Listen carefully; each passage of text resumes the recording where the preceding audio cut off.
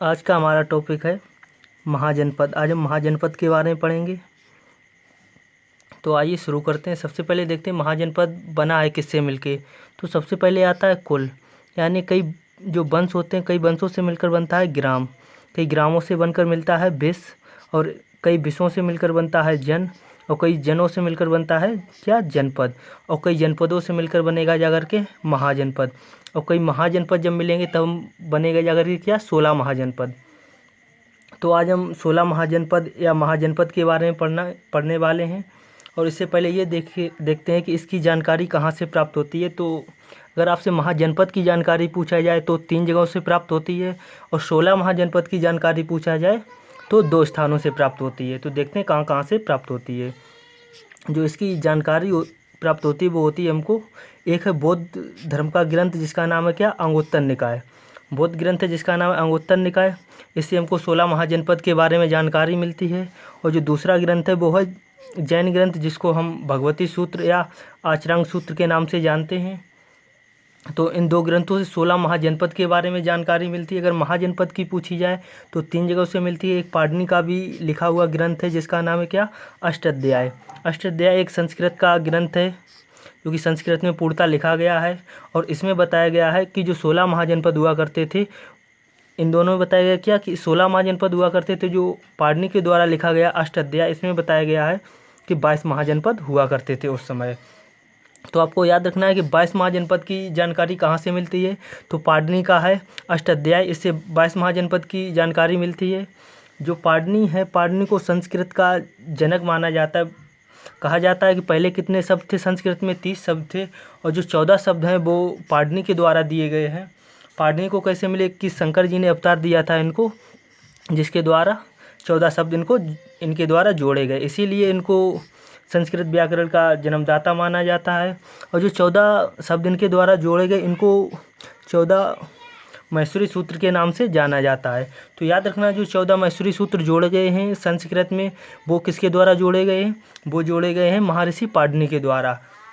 और इसी के साथ जो संस्कृत के शब्दों की संख्या हो जाती है वो हो जाती है 44। तो याद रखना, इसी कारण पाडनी को संस्कृत का ज्ञाता भी कहा जाता है।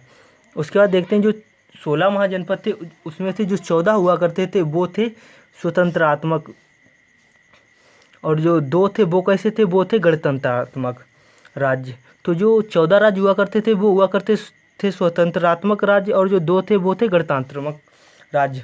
तो जो गणतंत्रात्मक राज्य हुआ करते थे वो क्या थे, यहाँ पर क्या था कि जैसे जो 14 हैं इनमें अगर जैसे पिता मर जाता है तो उसके बाद उसका पुत्र राजा बनता था। और जो 2 राज्य हुआ करते थे वहाँ पर क्या था कि वहाँ पर पिता की मृत्यु के बाद बेटा शासक नहीं बनता था, उसको कहते थे क्या, गणतंत्रात्मक राज्य।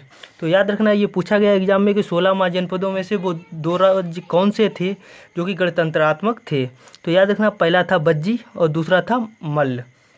आपको याद होना चाहिए बज्जी और मल्ल ये दोनों ही उत्तर प्रदेश में पड़ते हैं। तो याद रखना, ये दोनों ही कहाँ पड़ते हैं, उत्तर प्रदेश में पड़ते हैं। उससे पहले हम देखते हैं कि उत्तर प्रदेश में कितने महाजनपद पड़ा करते थे उस समय के जो महाजनपद थे 16 महाजनपदों में से हाफ कर दो यानी 8 कर दो। तो जो 8 महाजनपद थे वो कहाँ पर पड़ते थे, तो यूपी में।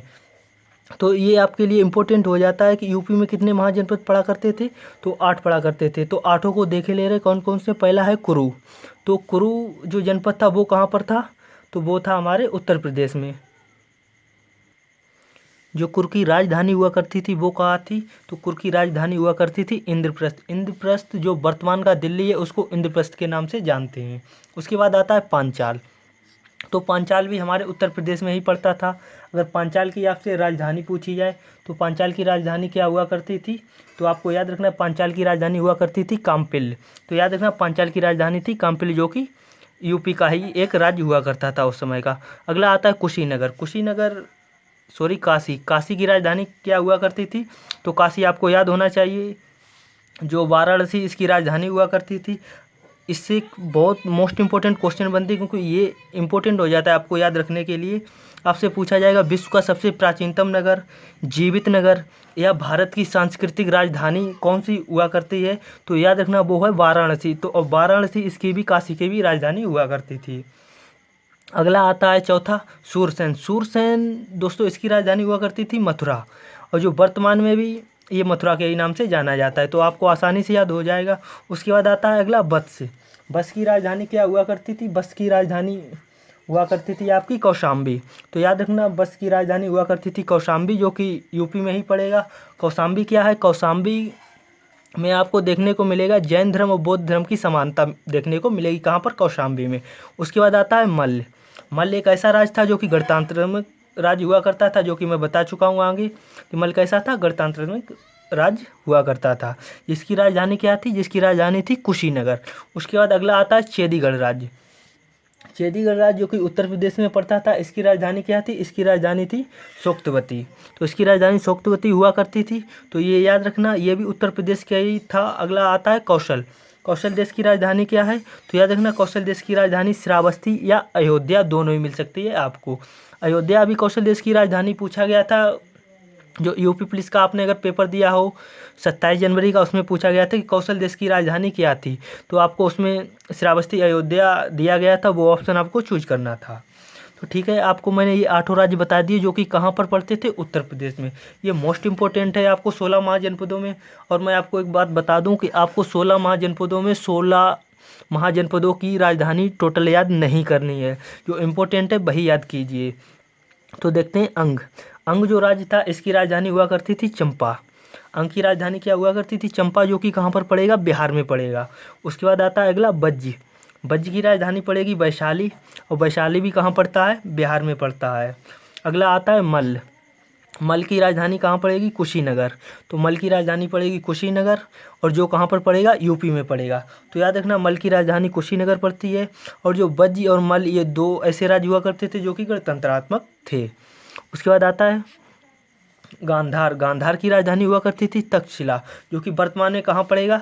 वर्तमान में ये पड़ता है पाकिस्तान में, तो याद रखिएगा। उसके बाद आता है अश्यक। अश्यक की राजधानी क्या हुआ करती थी? अश्यक की राजधानी थी पोटिलिया पाटन। पोटिलिया पाटन हुआ करती थी। अश्वक से क्या क्वेश्चन बनता है? ये दक्षिण भारत का एकमात्र राज्य था। तो याद रखना, ये दक्षिण भारत का एकमात्र राज्य था, और जो कि वर्तमान में किस नाम से जाना जाता है?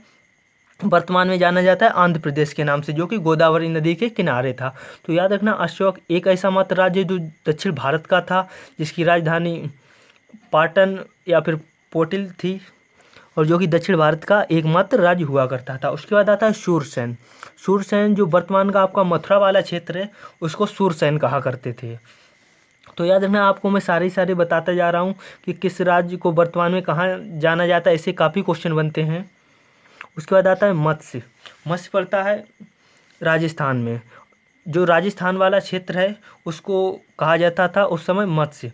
और ये इसकी राजधानी क्या हुआ करती थी? तो इसकी राजधानी हुआ करती थी विराटनगर। तो याद रखना, मत्स्य कहाँ पर पड़ता है? ये राजस्थान में पड़ेगा, जगह वर्तमान के राजस्थान क्षेत्र में, और इसकी राजधानी हुआ करती थी विराटनगर। उसके बाद आता है कौशल। कौशल देश की आपको याद होगा राजधानी क्या हुआ करती थी? श्रावस्ती या अयोध्या। यहीं के कौन थे? भगवान राम थे। तो याद रखना, कौशल के कौन थे? राम थे। इसी की राजधानी है श्रावस्ती या अयोध्या। उसके बाद आता है अवंती। अवंती पड़ेगा जा करके उज्जैन में। तो आपको याद रखना है, अवंती उज्जैन में पड़ेगा। ये उज्जैन कहाँ पर पड़ता है? उज्जैन आपका एमपी में पड़ेगा जा करके। उसके बाद आता है कुरु। कुरु की राजधानी क्या हुआ करती थी? इंद्रप्रस्थ। इंद्रप्रस्थ मैं आपको बता चुका हूँ। इंद्रप्रस्थ जो वर्तमान का दिल्ली वाला क्षेत्र है, उसको इंद्रप्रस्थ कहा जाया करता था उस समय। अगला आता है मगध। मगध जिसकी राजधानी क्या हुआ करती थी? राजगृह या गिरिब्रिज हुआ करती थी। आपको याद है, मगध ही एक ऐसा राज्य है जो शुरू से लेकर के अंत तक विस्तार होता गया, और पूरे भारत में यहाँ के शासक ने राज्य किया। तो ये एक ऐसा राज्य जो शुरू से अंत तक रहा, और इसी में सारे राज्य धीमे धीमे समा गए, और जो कि वर्तमान में कहाँ पड़ेगा? बिहार वाला जो क्षेत्र है उसको क्या कहते हैं? मगध के नाम से जानते हैं।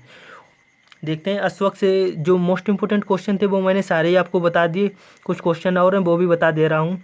जो अशोक है, इसको वर्तमान में कहाँ पर पड़ेगा? ये आंध्र प्रदेश में पड़ेगा, जो कि दक्षिण भारत का एकमात्र राज्य था। और इसको अगर पूछा जाए किस नदी के किनारे था, तो ये गोदावरी नदी के किनारे था, जो कि एक दक्षिण भारत का अकेला मात्र राज्य हुआ करता था। कौन सा? अशोक। उसके बाद आता है काशी। जो काशी की राजधानी हुआ करती थी वो क्या थी? वाराणसी, जो मैं आपको बता चुका हूँ। काशी की राजधानी थी वाराणसी।